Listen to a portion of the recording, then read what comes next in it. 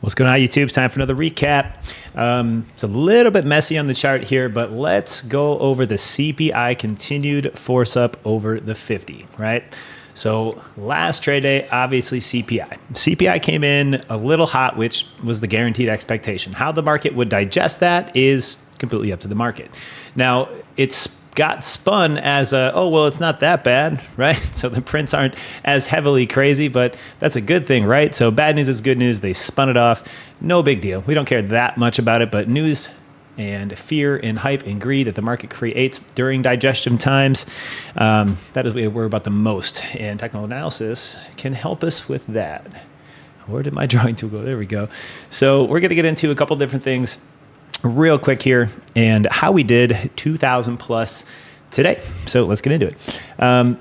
To start, yesterday, CPI day. And what I did here, because we love fibs, and you're going to see the blue set of fibs right here. That was the weekly we had went over on those price levels. And you're going to see these fuchsia, neon, purple colored ones. And this is the high-low of the 5-minute CPI. So right here, this is CPI. And all that is the high and low drug down start point, end point, right? So that is it. Now, when we see this happen, what we call the golden pocket, excuse me, is on the long side between the 38.20 and the 50. Short side, same thing, just opposite. So that golden pocket is right here, right? You hear us talk about that a lot. And right between the 38.20 to the 50, that is a support that needs to hold to continue the long side up, right? And all that did was pop back up from the CPI candle, right? Fell, boom, golden pocket. I called this long live perfectly, came back up, usually come to the 1618. After the 1618 is tagged, what do? You come back down. Two instances happen. You come back down to the 100 fib, like so, or another higher low instance above the 50. So this is support 1 you look for, support 2 during this Fibonacci, so it can continue going up and hitting 1618, then 2618 even higher, right? So that was the setup for the CPI day. If you look at the weekly fibs, now remember, we got these weekly fibs from last week's double engulfing. If you forget, here it is, right? 2 weeks ago, last week here, last week doesn't matter, it's a double engulfing. So this weekly candle is the one you want to use for the big boys. If you notice where we opened up, what is that? That's the golden pocket, right?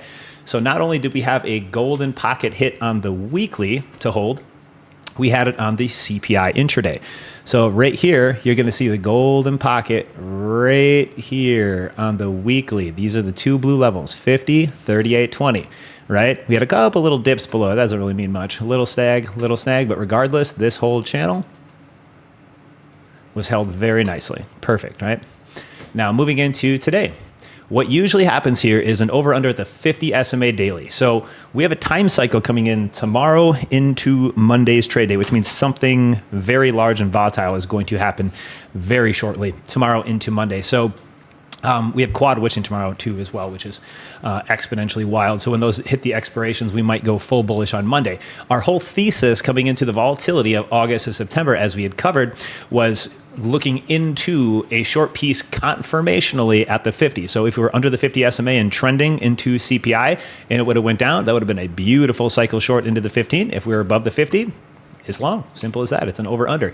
So what did the market do? It had the Fibonacci of the CPI, the golden pocket of the weekly, and a force up through the night. If you're not used to that, it's CPI days like this where something low hangs and just kind of hovers sideways. What they do is they use futures to manipulate you overnight to push the market up because that trades all night except for 1 hour.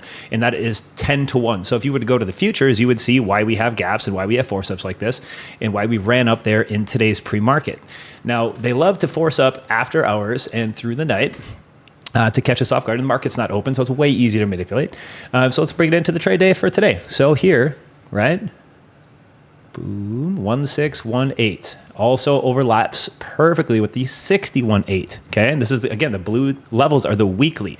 So you see right here, we had this big push up into the unfilled gap. We had an unfilled gap here, right? And it came back down. It pushed the entire thing from yesterday's highs. And the weird thing about this one is it left a sliver gap. So if you know me and gaps, this is problemsome. I have to label this now because it never hit yesterday's high. There is an actual one penny gap here, and those algos will come back down and hunt for that eventually. So this is going to be a pivotal point. Now, aside from that, the day trades, look at this. This is easy. So we push back up into the gap right here on ECB news, right?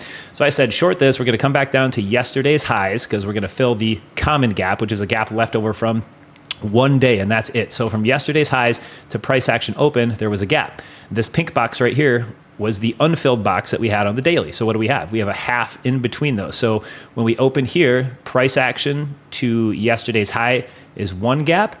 And then this pink box that is unfilled right here is the number second unfilled gap. So we have two gaps, same place. What do we do with that?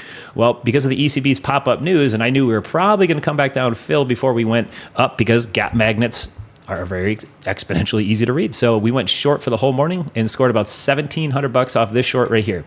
Now, it came back around to a force up long, which is perfectly fine as long as it held above our levels, right? So check out the supports that it hit. The 1618, right? That's the CPI 5-minute fuchsia purple. 618, that is the weekly, right? Hit support of 10 SMA daily. That is the dash line right there. So 10 SMA. And then last but not least, we have a gold level 447.98. You might as well call it 448. That is a huge over under historically the weekly. So not only did we have one, but two, but three, but four different supports right here with the 200 SMA 5-minute catching up. It was massive. Let's take a peek at the oscillation real quick. On the 5-minute, look how much time we had spent in the top channel compared to the bottom.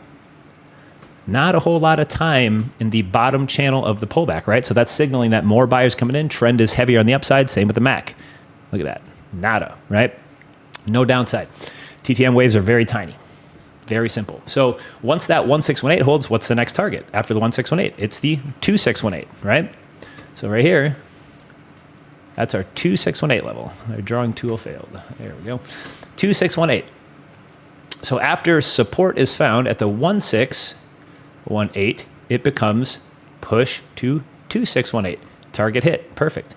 Now, I called the force up trend. It was going to continue. So as long as it came over the next weekly Fibonacci, just a price level, let it walk, right? Let it roll.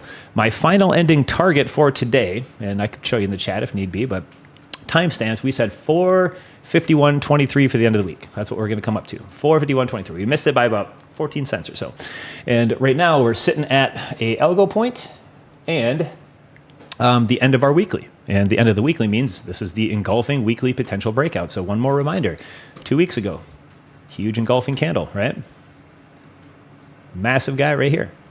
Once we break out of the body of that, it's going to head back up. And lo and behold, look where that CPI's 423.60 final extension fib hits.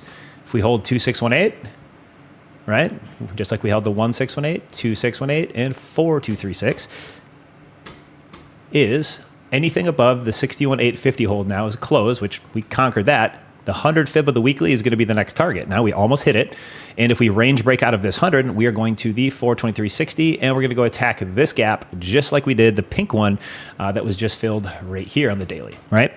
So that's going to come to a force up. And again, over or under that 50 SMA daily. That was the initial call. That would have been a beautiful short call for volatility, but volatility came early, right? And one thing I will go over real fast right here. Gonna grab our old trading view here. So what I did here is I'm gonna go to SPY's weekly real fast. And I'm gonna show you guys why we expect volatility Septembers.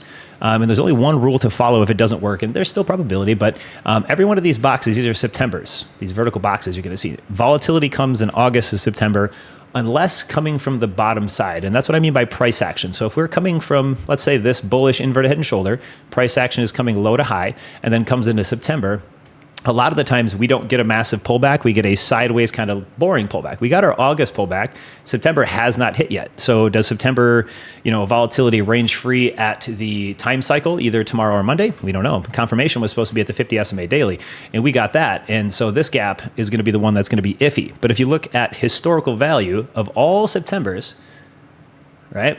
Back this up. Here's one September. Now again, price action was leading from a top, rolled down. Again, upside, rolled down.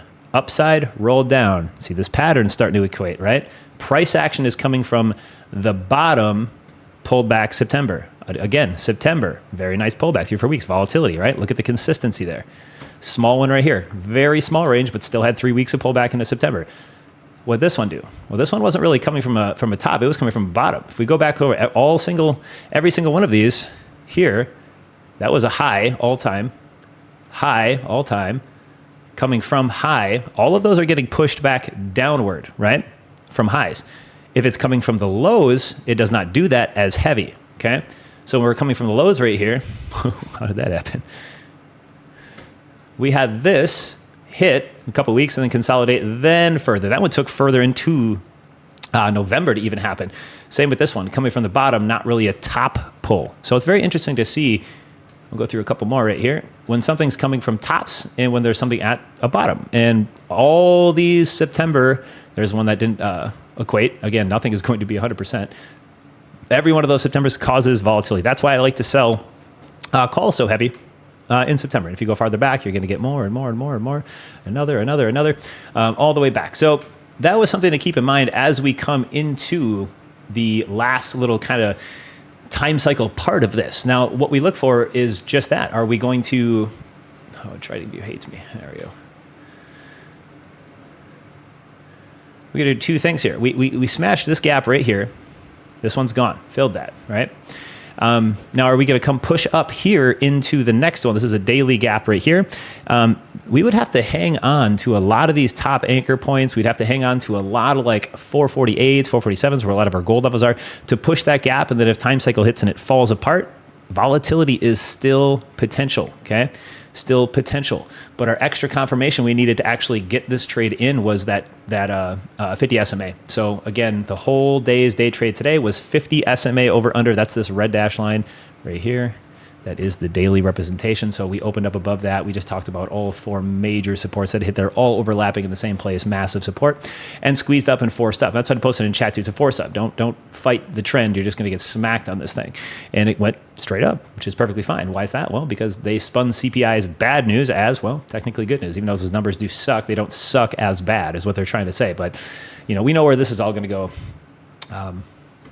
lively and historically, right? So if we go back into this right here, this next little push back up, we decide to hold the 10 because we have one loop over the 50 here. So if we do one more little push back up, we're going to be getting close to that all-time high marker, and that's going to be it. Coming into that 2024, we're going to have some interesting volatility range somewhere into that 2024.